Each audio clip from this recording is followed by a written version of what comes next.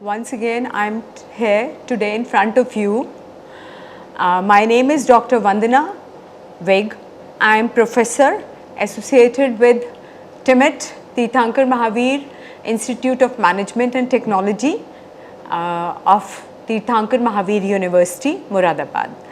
Today in my class, the topic that I am going to discuss, I will discuss is subject-verb agreement.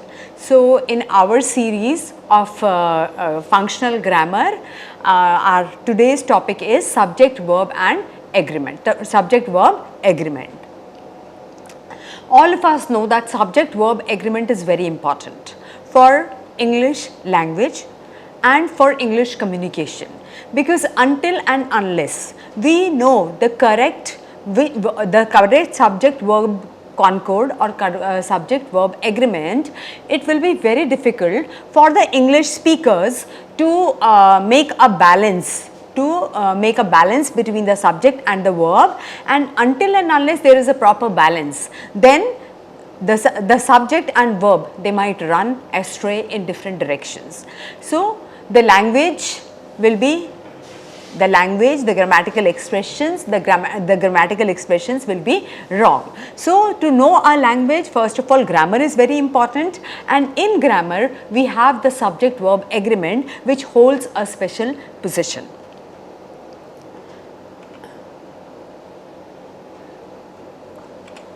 Yeah. So, the learning outcomes, what would be the learning outcomes for of today's session? Yes, the learners will be able to accurately, they will be able to identify the subject and the verb in a sentence. Then they would be able to ensure that subjects and verbs, they both agree, they are in concord with each other to make a perfect sentence. Then correct usage of subject verb means it rules, when these subject verb rules are correctly implied, then obviously the meaning becomes more clear and the meaning is perfectly clear. Yes, that what the speaker or the writer is trying to say, means recognize and correct subject verb agreement in written and spoken English. Means if we know subject and verb agreement, if we have knowledge of all the rules and regulations in subject verb agreement, then the writer or the speaker, both they will be able to do justice to the language and they will be able to send across their message aptly and correctly. Then apply subject verb agreement rules in complex and compound sentences. In our previous classes, we people have discussed what are compound sentences and what are complex sentences. So, we already know that what are compound and what are complex sentences, and then these compound and complex sentences, if the subject verb agreement is correct, then only the formation of sentence will be correct. So, today we are going to discuss on what is the definition, what are the rules, what is subject verb agreement, what is singular plural, and what is its application and all these. Now, today our first topic will be what is subject, because when we are talking about subject and verb agreement, we first need to know that what is a subject and what is a verb. Some of you might be thinking that ma'am has brought you back to the initial years of your education, but we will move forward step by step and we will be taking up things, because we will be taking up things that appear to be very simple, but a small mistake in these things, they can make a big difference. So, what is a subject and what is a verb? First of all, what is a subject? Subject is the doer of the doer. Subject in a sentence. Let's start with sentence. Sentence is a group of words that make sense, or we can say that sentence is a group of meaningful words which makes complete sense. Now, sentence has two parts, one is subject and one is verb. Subject is the doer, means the main part of the sentence. Subject is the main part of the sentence, means the one who is performing the action.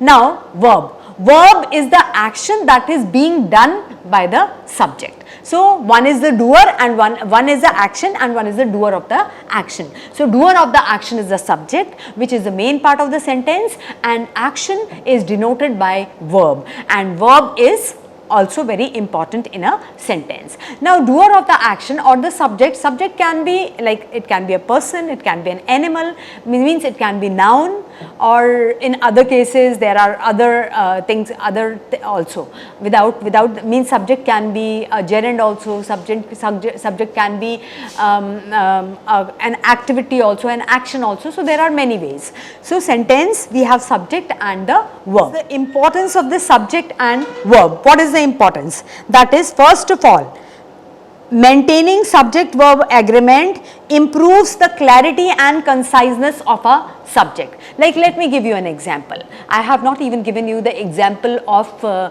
what is the subject and a verb. Like, Robin sings. Robin is the doer of the action. That means Robin is the subject, and sings. Sings is the action that has been done by Robin. So Robin sings. Now, if there is another example, boy sings. Boys sing. So if we write boys sings, it will be wrong, isn't it? So this is something, means it, now we are not, when I am reading a sentence which says boys sings, I don't understand what the person across is trying to say, whether the person is talking about boys or whether the person is talking about one boy, because it is a mixture, isn't it? So that is means the clarity of a sentence and coherence of a sentence that is depicted by subject verb agreement. Then the second is that proper agreement between the subject and the verb means it sends across the accurate meaning, that what one is trying to say. Then the third is errors in subject and verb agreement, it puts a blot on the credibility and the knowledge of the writer or the speaker. Means that the person does not know, means it gives a very bad impression to the speaker, or to the reader and the listener, if the subject and the verbs which are used in a sentence are wrong. So what we people have seen is that there are in common, in general, if we see a number of people talking, then the basic problem or the basic mistake which they make is related to subject and verb. So there is another, that maintaining subject verb agreement improves the, so this we have discussed. Then, so what we are talking about is subject and a verb. This we have already discussed, that what is a subject and what is a verb. Then we can see here that I have given you an example here, and I have given you other examples also, that the boys dance, a boy dances, girls walk, a girl walks. So this is what we have seen. There are different forms in these sentences also, there are different forms of sentences, and it is that Jennifer walks to the store. Jennifer is the subject and walks is the verb. Then we have, after lunch I will call my mother. With I'll use the word call. Now we can see that the conclusion that we come here is that if in a subject, like if the subject is in singular, the verb will take s after it, and if the subject is in plural, the verb will go without the s. Plurals in English grammar. So here, after this we are going to discuss the plurals in English grammar. That means to make a noun plural, we can add s. To make a noun plural, we will add s to it. Means singular is girl and plural is girls. In plural it will be girls, singular will be girl and plural will be girls. Then to make a verb plural, we take away the s. So when we have to make the verb plural, we take away the s. The girl sings, okay, and the girls sing. So what will happen? The s will shift from The S will shift from the verb to the subject in the second, in the plural form, where in the singular form it is the girl sings. The S will be after the verb. The girl is in singular, so the verb will take S after it. But when we change from singular to plural, the girls will sing. So the girls, the girls in plural, we will add S to the girl, and sings and sing, it will be, we will remove the verb endings. So now we can see the verb endings. What are they?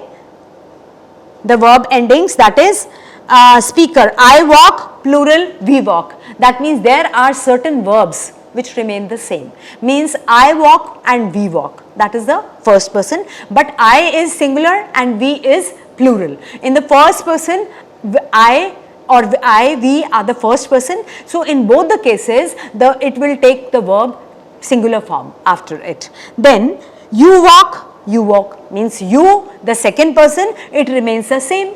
Second person means first person I, we, second person you, third person is he, she and they. So we are talking about the persons. So I and we, first person, the verb will be walk. It will not take S after it. Second person, singular and plural, you remains you. So again, it is not going to, the walk is not going to take the S after it. But in the third person, he or she, it will be walks, means the verb will take S after it. And then they, again when it is they will be the plural or in the third person. So it will, plural mein they do. Such verbs are called irregular. Then have, she has, they have. Then be, he is, they are. She was, they were, means the form of be. Now this is one, this is what I had earlier discussed with you, just now I discussed. So that is in the form of a table here, that is first person, second person and third person. First person I, we. So when we are talking about first person singular, in generally the helping verb which we will take after first person is am.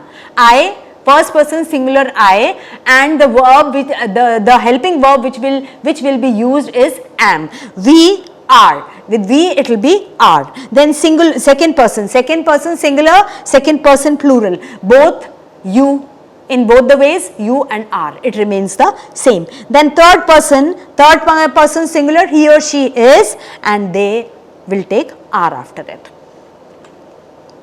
Now the next one is rules for subject verb agreement. Let's now see one after the other, because this was something I was making a ground for, or making the base, or maybe I was just revising what we people have done in so many years. That was the basics of subject verb agreement. So now we will be taking up, there are many rules of subject verb agreement, and I have picked up all the important rules that a person needs to know. I have tried to, I have made an effort to include all the important rules of subject verb agreement. So the first rule of the subject verb agreement is singular subjects, they take singular verbs. Singular subjects, they take singular verbs, and plural subject, they take plural verbs. Yes, this is one rule. This is also one of the rules. Till now we have discussed singular verb,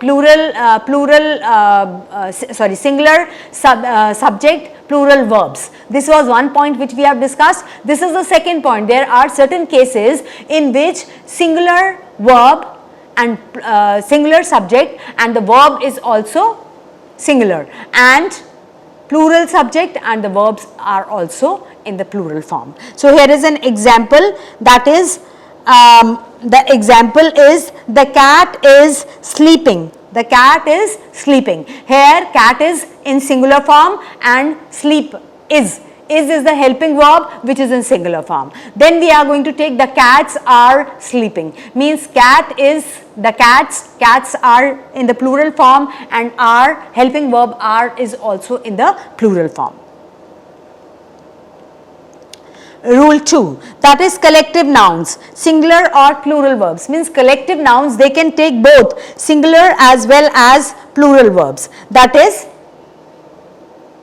a flock of sheep is grazing. A flock of sheep is. Flock of sheep is collective noun. That is, so we are taking is after it. That is will be singular. Yeah. So a flock of sheep is grazing. Now here I have one example. The team is winning. The team is winning. Here the team is a collective noun and it takes a singular helping verb after it. Then the team are arguing. The team are arguing because team means all the members of the team. They are arguing. So this is one that collective nouns, they can take is also and they can take are also. The singular also and plural also. Now the third point, indefinite pronouns. Indefinite pronouns, they can take anything, singular or plural. Means they can take singular verbs also after them and they can take plural verbs also after them. So the example here is, each of the student is responsible for completing the task or completing their assignment. Each of the student, this is an irregular verb, but when we are referring to a group of students, and in that group of students, when we are talking about each of the student means each and every student. So each student means every one student we are talking about. So each of the student is responsible for completing their assignments. Then second is, the sun shines brightly in the sky. The sun shines brightly in the sky. Both of my sisters are talented musicians. Means when I am talking about both of my sisters, means it is in the plural and I am taking are after it. So every student in the class has a textbook. Now every student in the class has a textbook, and then each of the books on the shelf belongs to me. Each of the books on the shelf belongs to me. So these are some examples of the irregular verbs. Now singular versus plural subjects. Now this we can say singular versus plural subjects. Means Rachna spends her free time listening to music. This is one example. Rachna spends her free time. Rachna is singular and the verb it is taking after is plural, spend. It is also singular, spends. Then Bobby and Kittu play the piano. Bobby and Kittu, because they are two. So Bobby and Kittu play the piano. So the verb is in plural. Then the third is, she likes to have an ice cream after every meal. She likes to have an ice cream.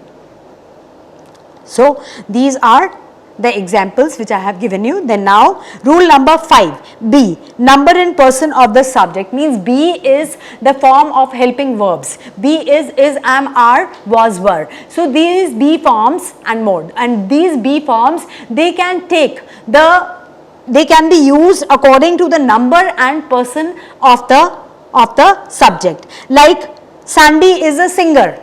Sandy is a singer. The boys are waiting. The boys are waiting for you.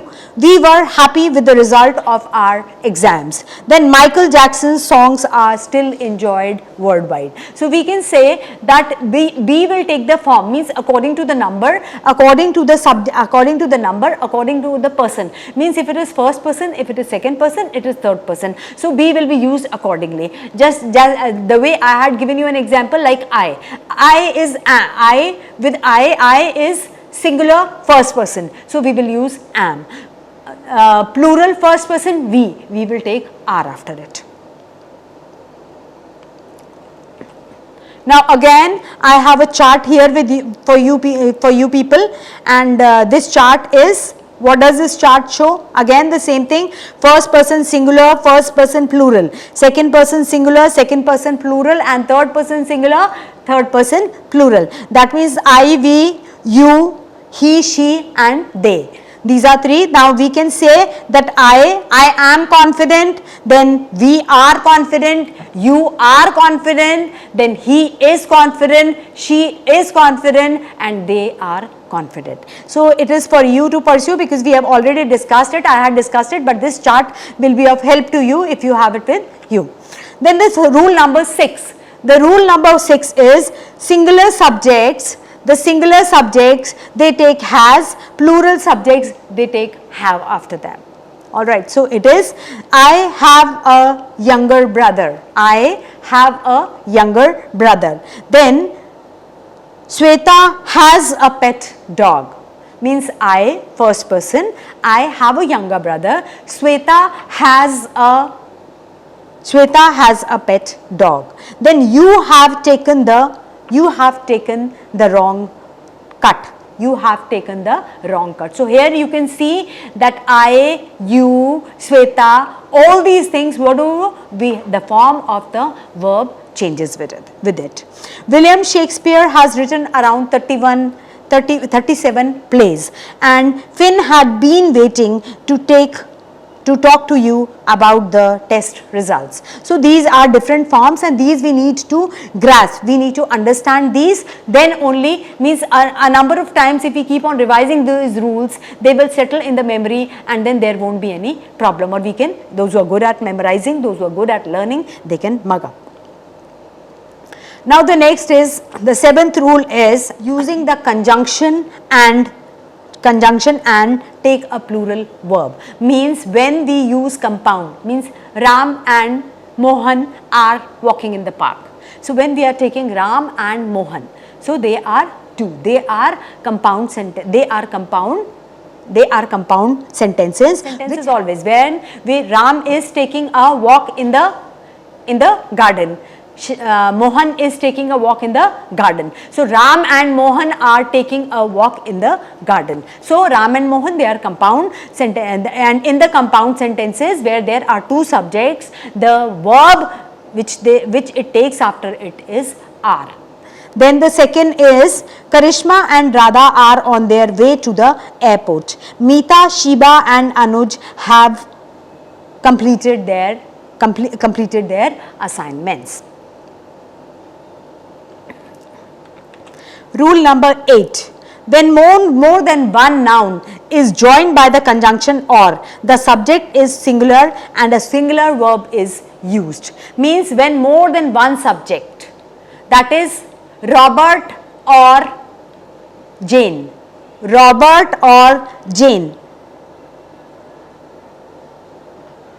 has to reach on time.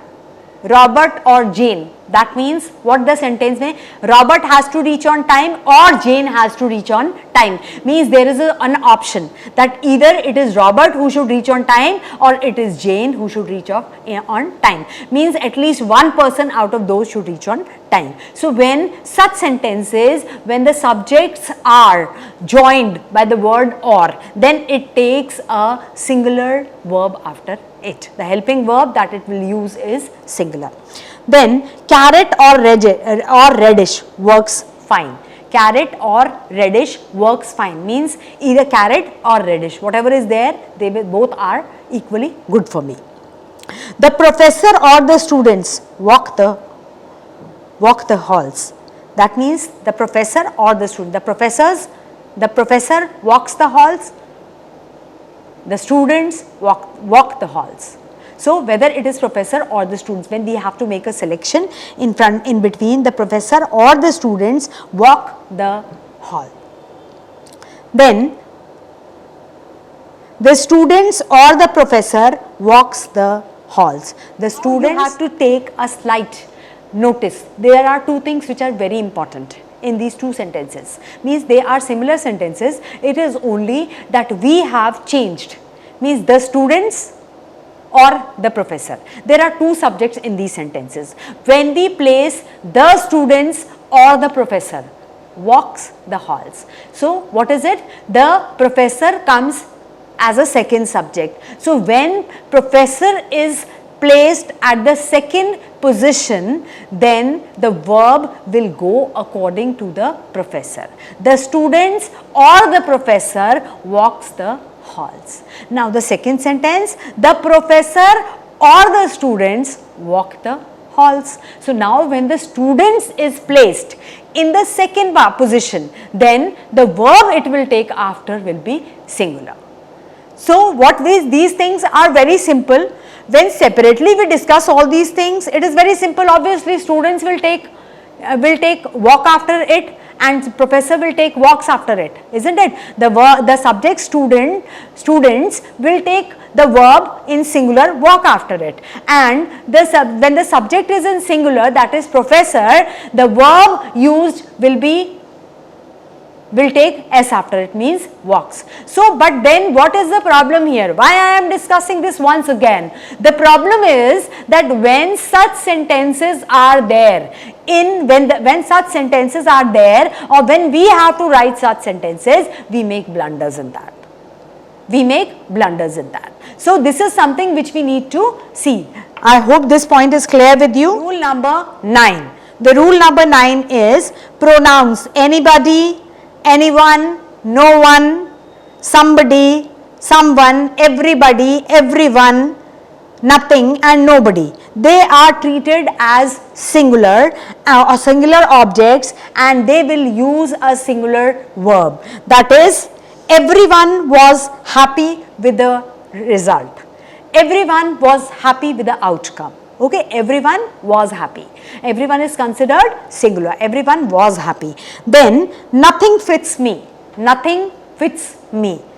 Then, no one finds the movie interesting. No one finds the movie interesting. So, these sentences, these words, nobody, anybody, all these indefinite pronouns, they are considered to be singular, and accordingly they will take the verb. Now, the next one, rule number 10 is have, there, rule number 10, here, there, this, that, those, these. The subject follows the verb, means the verb has to be conjugated in reference to the subject. Here is your book. So, what is the subject here? Book. So, here will take the verb is, that is singular. Here is your book. Then, there lies your shirt. There lies your shirt. Shirt and lies. There was that was a great movie. That was a great movie. That means movie is in singular. So, that was a great movie. There have been many changes in the timetable. There have been many changes in the timetable. So, we are going to we see this, that here, there, this, that, they are, what do? They take the verb according to the subject, because subject is placed after the verb. The subject in such sentences is placed at the end or in the middle of the sentence, towards the end of the sentence. So, these are some rules which are like we actually need to focus on it, and while writing we make mistakes in these. Now, rule number 11. Rule number 11 is abstract nouns and uncountable nouns, like as they are considered as singular subjects. A singular verb is used, like honesty, apples, like honesty is the best policy. Love makes people do crazy things. Then we have good friendship keeps your mind and body healthy. Good friendship keeps your mind and body healthy. So, good friendship here is an abstract noun, and it is considered, means abstract nouns, what do they take? They take a singular, they are considered as singular, and they take a singular verb after it. Rule number 12.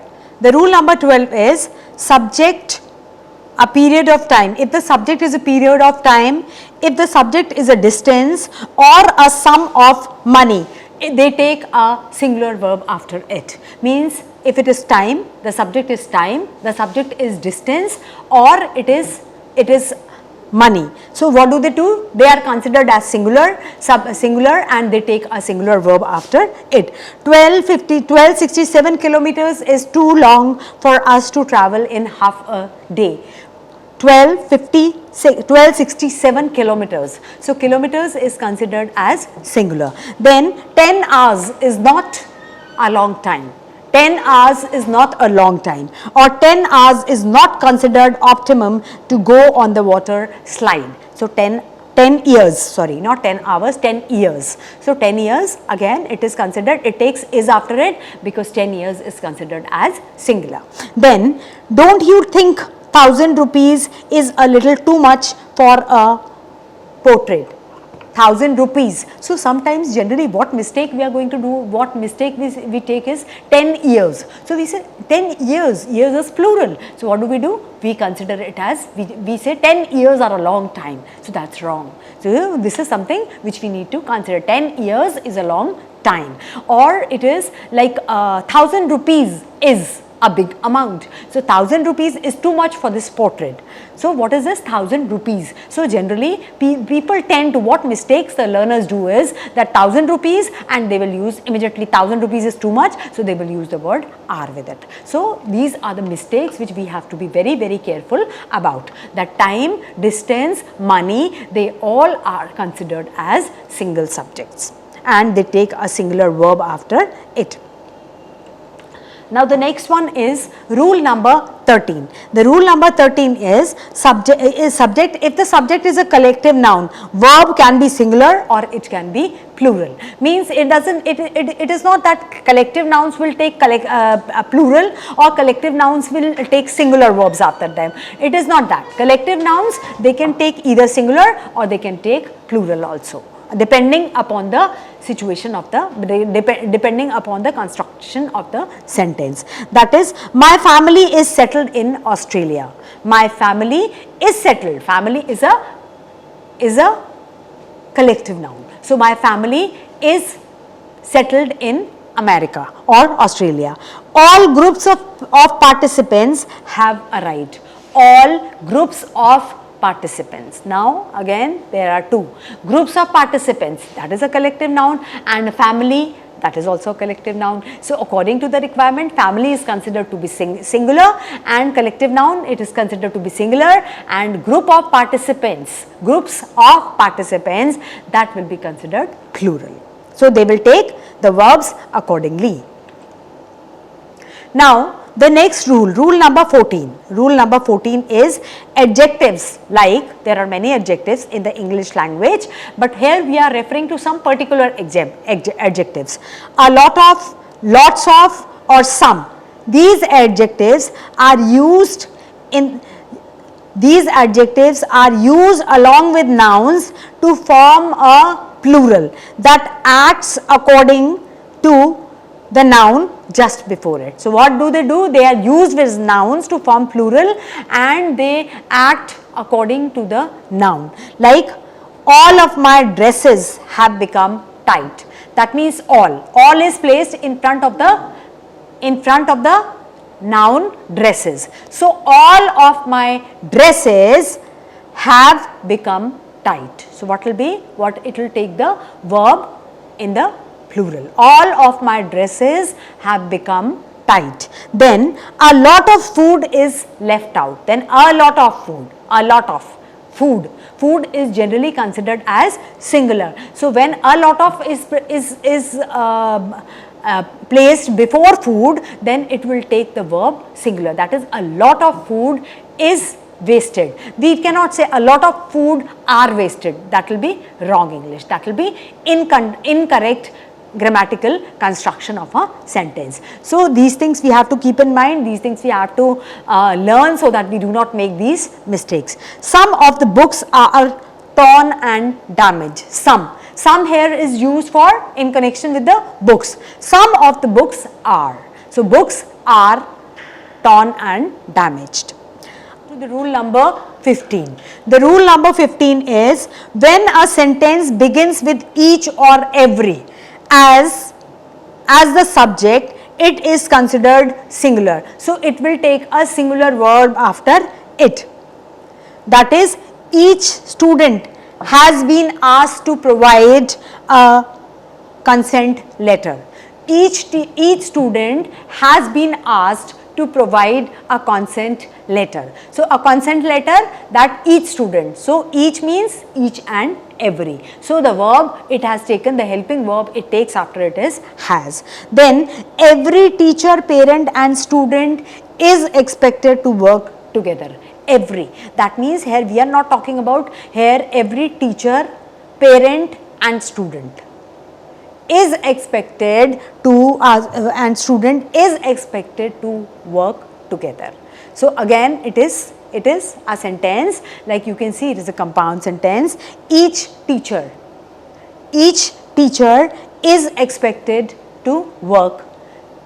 Each teacher is expected to work with student and parent. Then each student is expected to work with teacher and parent. Now each parent is expected to work with student and teacher. So now these three sentences, when we have made one compound sentence out of it, then it is going to take the verb is.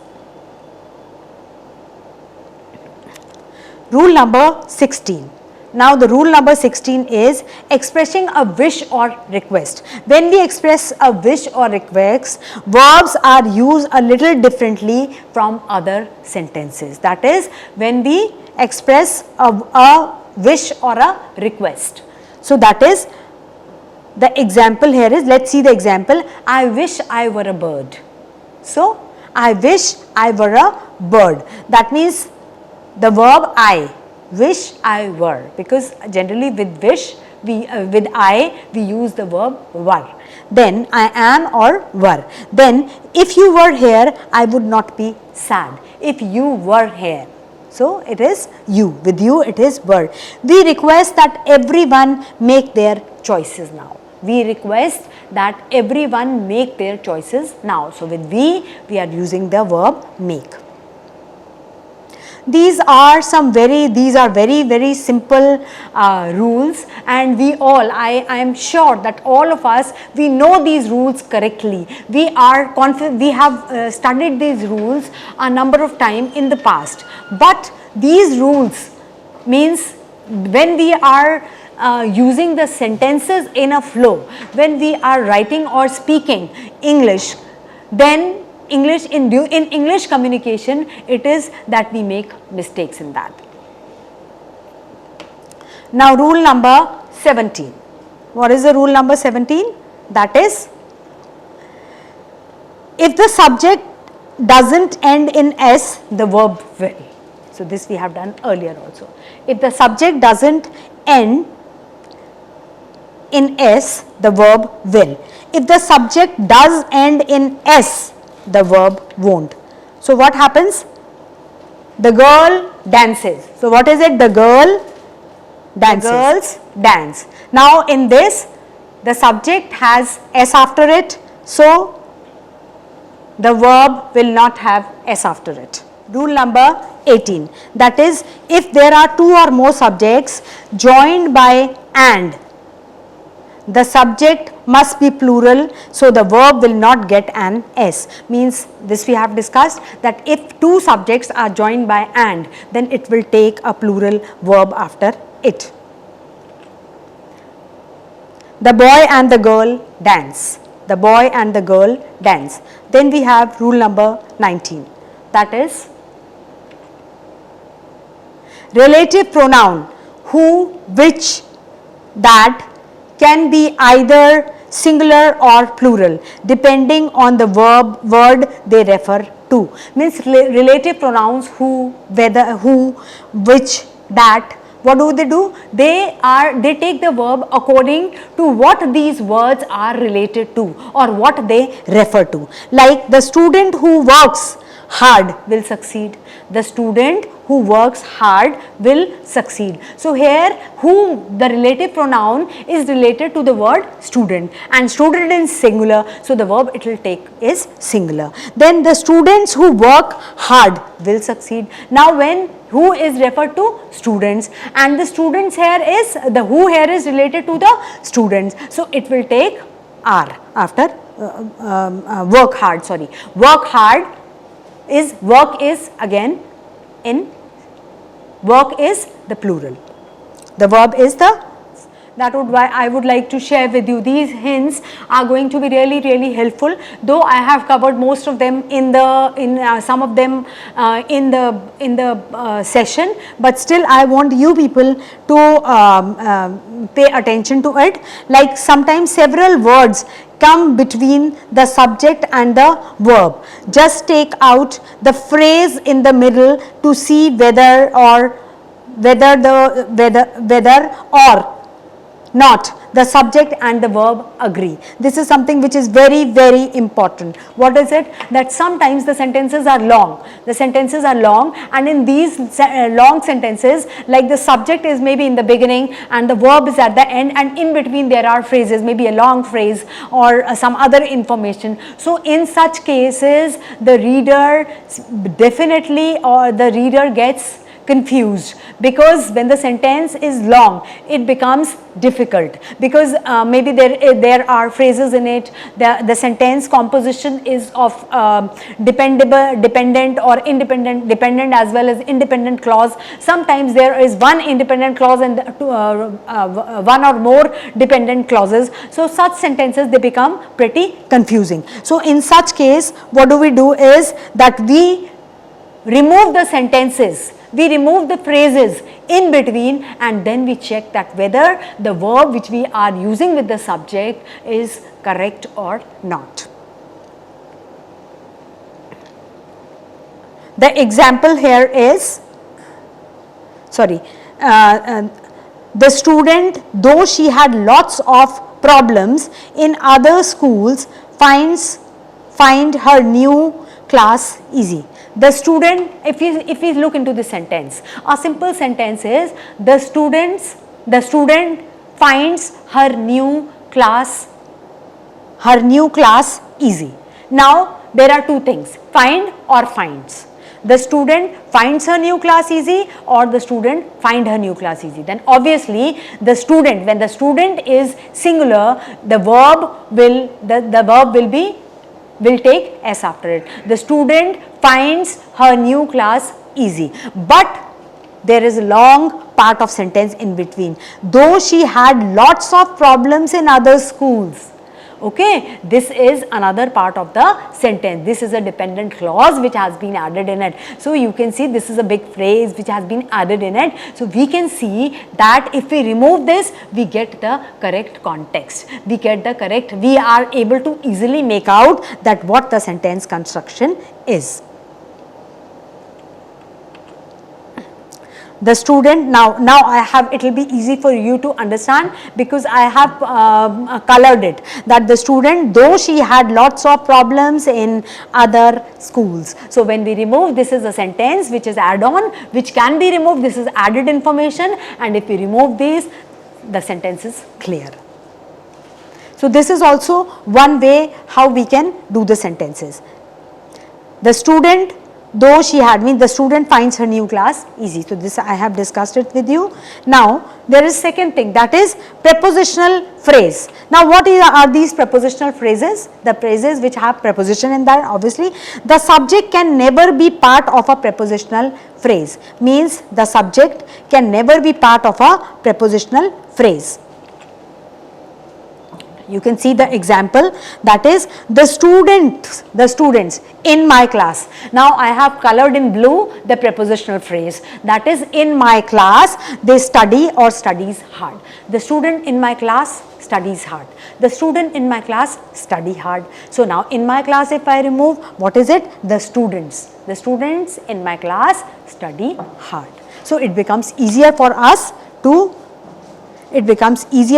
to understand the sentence. With the PPT, it would be clear to you that how I have marked the arrow also, and then I have shown you that studies is wrong. With students, we cannot use studies. We have had a very long class, and like a number of rules and regulations, subject verb agreement conditions, or you can call them conditions also, you can call them rules also, and you can call them important points also. Different verbs, different subjects used with different verbs in different conditions. So I have discussed all of them, most of them, the important, means the ones which I found that they were important, all of them I had discussed with you. And I am sure that if you are going to use these subject and verb, if you are going to memorize these rules, and if you are going to use these rules together, I don't feel that there would be any problem any time in future with your subject verb agreement or in your sentence construction, because sentence ka subject verb disagreement is one of the major causes of our grammatical mistakes or wrong sentence construction. And when there is a wrong sentence construction, when there are grammatical errors in a sentence or in a reading material, that because it can be any reading material, it is like, and it becomes all the more embarrassing when this reading material is used in our professional world. Like as a teacher, if I am using it for my students, or as a team leader, I am using it for my members, or as a manager, I am using it for my team members. So if such kind of document reaches the hands of people where there are simple mistakes, because I would call these mistakes, mean the mistakes of subject verb agreement, though they are blunders, but they are very simple, because if we very carefully, if we understand what is subject verb agreement, and if we go through the rules thoroughly, then I don't think that there is any blunder we can make. And one of the most important thing is that these mistakes take place because of the callous attitude or because of the carelessness of the reader or the writer, because they do not pay much attendance, they don't go deep in the sentence, that what the sentence is talking about, whether the sentence is talking about one person or the sentence is talking about more than one person, means singular or plural. Second thing, a lot of confusion is created, like the last 2-3 examples I have spoken to you about the prepositional phrases or the dependent clauses which are being added in the sentences, or some other phrases which are being added in the sentences, or there are number of subjects in the sentence, or there are words like that, these, here, there, where the subject comes at the end. So the reader, the user, I would say that the English language user, he finds it difficult, means at sometimes it becomes difficult for him to assess that with here or with there what kind of verb he will be using. So if we once thoroughly, if we go through all these sentences, if we all these rules, then I don't think that there ever will be any mistake in the subject verb agreement. I am sure about it. At that, I am confident about that. So we are moving towards the end of our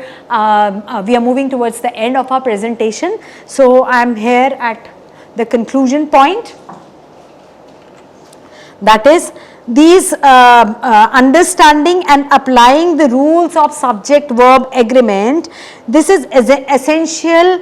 This is essential for producing grammatically correct sentences and for effective communication, because we all are English language users and we are in professions, because the ones who are learning, obviously they want to learn and they want to use the language. I know all my learners, either they are already using the language or they tend to use the language maybe for personal reasons or for professional reasons. So effective communication can only take place if the language is grammatically error free, and grammatically error free, we have to make use of all the grammar, the important parts of the grammar, important parts of speech in the grammar.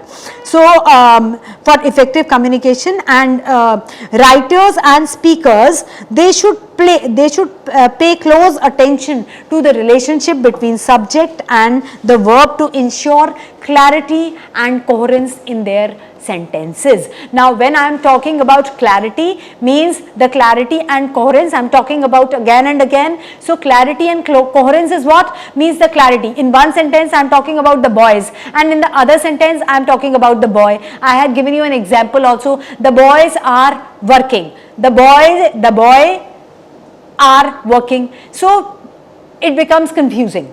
The clarity is at risk. So the reader is unable to understand that whether I am talking about one boy or whether I am talking about many boys. So where is the mistake? Whether the mistake is in the first sentence or the mistake is in the second sentence, and then he finds it difficult to attach these, means to further read the sentence, then it becomes difficult, and it becomes all the more difficult for the students who are new learners. So they find it very difficult that how to read the following part of the whatever it is, whether it is a paragraph or it is any reading this thing, whether it is a paragraph, whether it is an essay, whether it is a chapter or whatever reading material it is. So all these days I have been discussing about the different parts of speech at length. We people have discussed all the parts of speeches, verbs, modals, tenses, articles, and some more also, and this subject verb agreement also. So those who have any problems in that, they can go through the sessions and they can understand. So all these things are very important as parts of speech and for our grammar learning. So mastering all these would obviously lead towards an effective communication. So I would thank you all for giving a patient hearing to my session. I hope all of you have understood. I have tried to do justice with the presentation, written as well as spoken. Thank you very much. Thank you once again.